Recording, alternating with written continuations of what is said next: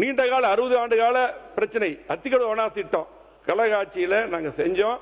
முழுமையாக இதுக்கு முன்னால் பார்த்தீங்கன்னா 60 ஆண்டு காலமாக போராடி இருக்கோம். நாங்கள் உண்ணாவிரதம் இருந்திருக்கோம், அவங்களும் இருந்திருக்காங்க, அவங்க முதலமைச்சர் எல்லாம் வந்து கலந்துருக்காங்க.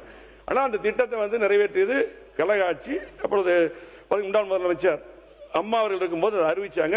அதுக்கப்புறம் முழுமையான நிதி எடப்பாடியார் இருக்கும்போது நாங்கள்லாம் போய் கேட்டு அதை அறிவிச்சு இன்னைக்கு அந்த திட்டத்தில் தண்ணி வருது. 2ஆம் திட்டம் அத்திக்கடவு 2ஆம் திட்டம்.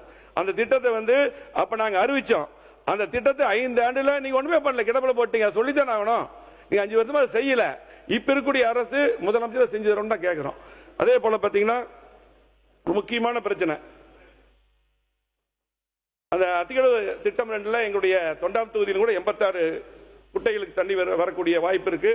அதே போல மேட்டுப்பாளையம், கவுண்டம்பாளையம், பெருநாய்க்கும்பாளையம், அவனாசி, சூலூர், சுல்தான்பேட்டை இந்த பகுதிக்கெல்லாம் தண்ணி வரக்கூடிய விடுபட்ட குணங்களுக்கு வாய்ப்பு இருக்கு. அதை செய்து தர வேண்டும். அதே போல மனித வனவிலங்கு மோதல்கள், இது எங்க தொகுதியில் நிறைய உயிர்கள் போயிட்டு இருக்கு. காலையில் கூட அந்த பிரச்சனை நம்ம நீலகிரி மாவட்டத்தில் அந்த பிரச்சனை வந்தது. புலிகள் தாக்கி 2 பேர் இறந்துட்டாங்க.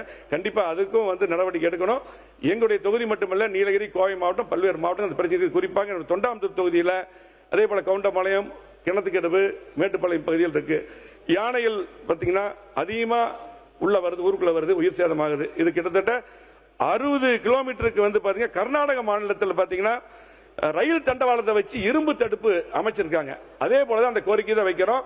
அதை கண்டிப்பா செஞ்சு தர வேண்டும். அதே போல காட்டு பன்றிகள் பாத்தீங்கன்னா விவசாய நிலத்தில் வந்து கடுமையா வந்து எல்லா பயிர்கள் போல சேதம் பண்ணிட்டு இருக்குது. இதுக்கு எங்களுடைய ஆட்சி இருக்கும்போது பாத்தீங்கன்னா சுடுறதுக்கு ஒரு சட்டம் போட்டோம். ஆனா அதிகாரிகளை வந்து சுட வேண்டிய அந்த வாய்ப்பு இருக்கு.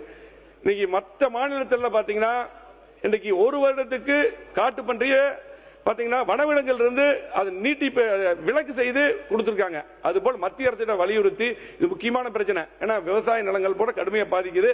ஒரு முறை அந்த காட்டு பன்றி குட்டிகள் என்றால் கிட்டத்தட்ட 10 இருந்து 20 குட்டி போடுது.